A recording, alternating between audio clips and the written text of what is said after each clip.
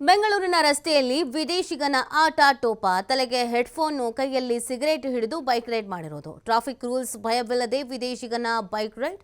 Silk ಬೋರ್ಡ್ನ double decker flyover ಬಳಿ ಒಂದು ಘಟನೆ ನಡೆದಿದೆ. ಸೊ ಇವ್ರದೆಲ್ಲ ಮೈಂಡ್ ಸೆಟ್ ಹೆಂಗಿರುತ್ತೆ ಅಂದರೆ, ನಮ್ಮನ್ನು ಹೇಳೋರು ಕೇಳೋರು ಯಾರೂ ಇಲ್ಲ ಅಂತ. ಹೇಳೋದಕ್ಕೆ ವಿದೇಶಿಗ ಇರೋದೆಲ್ಲಿ? ಇಲ್ಲಿದ್ದ ರೂಲ್ಸ್ ಆ್ಯಂಡ್ ರೆಗ್ಯುಲೇಷನ್ಸ್ಗಳು ಅರ್ಥ ಆಗಬೇಕು ಅಲ್ವಾ?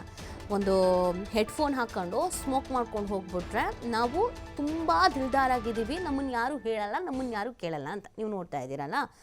ಒಂದೊಂದು ಸತಿ ಹೆಂಗೆ ಅನಿಸ್ಬಿಡುತ್ತೆ ಅಂದರೆ, ಇದು ನಮ್ಮ ದೇಶವೋ ಅವ್ರದ್ದು ಅರ್ಥವೇ ಆಗದಂಥ ಪರಿಸ್ಥಿತಿಗೆ ಬಂದುಬಿಡತ್ತೆ. ಎಲ್ಲಿ ಸ್ವಾಮಿ ಹೆಲ್ಮೆಟ್ ಎಲ್ಲಿದೆ? ನಾರ್ಮಲ್ ಆಗಿ ಸಾರ್ವಜನಿಕ ಪ್ರದೇಶದಲ್ಲಿ ಸ್ಮೋಕಿಂಗ್ ಮಾಡೋಂಗೇ ಇಲ್ಲ. ಇವ್ರು ಹೆಂಗೆ ಮಾಡ್ಕೊಂಡು ಹೋಗ್ತಾ ಇದ್ದಾರೆ? ಇವರಿಗೆಲ್ಲ ರೂಲ್ಸ್ ಆ್ಯಂಡ್ ರೆಗ್ಯುಲೇಷನ್ಸ್ ಇಲ್ವಾ? ಆ್ಯಕ್ಷನ್ ತಗೊಳ್ಳಲ್ವಾ? ಭಯ ಅನ್ನೋದಿಲ್ವಾ?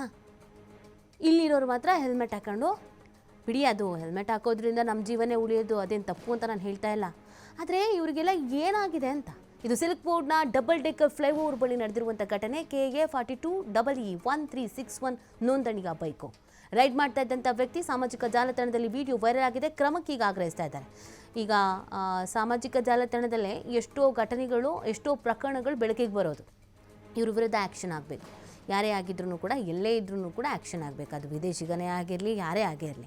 ವಿದೇಶಿಗರಾಗಿದ್ದ ತಕ್ಷಣ ನಾವು ಎಷ್ಟು ಗೌರವ ಕೊಡ್ತೀವಿ ಅಷ್ಟು ಗೌರವ ಕೊಡ್ತೀವಿ. ಹಂಗಂತ ಇಲ್ಲಿರೋ ರೂಲ್ಸ್ನ ಗಾಳಿಗೆ ತೂರಕ್ಕೆ ಯಾರೂ ಹೇಳಿಲ್ಲ. ನೋಡಿ ಹೆಂಗೆ ಹೋಗ್ತಾ ಇರೋದು.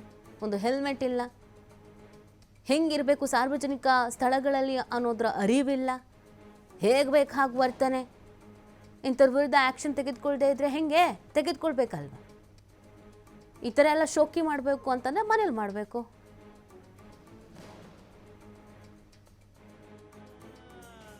ಏನೋ ಖುಷಿಯಾದಾಗ ಮತ್ತೆ ಜೀವೋದಾಗ ಹಂಗೇನೆ ಪ್ರಪಂಚದಂಜ ದಾಟ್ಕಂಡು ಯಾರಾಡ್ತಾ ಕನ್ನಡದಲ್ಲಿ ಪದವಾಡ್ತಾ ಈಗ ಓದುರದ್ ನನ್ ಪ್ರಪಂಚ. ಏನೋ ಖುಷಿಯಾದಾಗ ಮತ್ತೆ ಜೀವೋದಾಗ ಹಂಗೇನೆ ಪ್ರಪಂಚದಂಜ ದಾಟ್ಕಂಡು ಯಾರಾಡ್ತಾ ಕನ್ನಡದಲ್ಲಿ ಪದವಾಡ್ತಾ ಈಗ ಓದುರದ್ ನನ್ ಪ್ರಪಂಚ. ಏನೋ ಖುಷಿ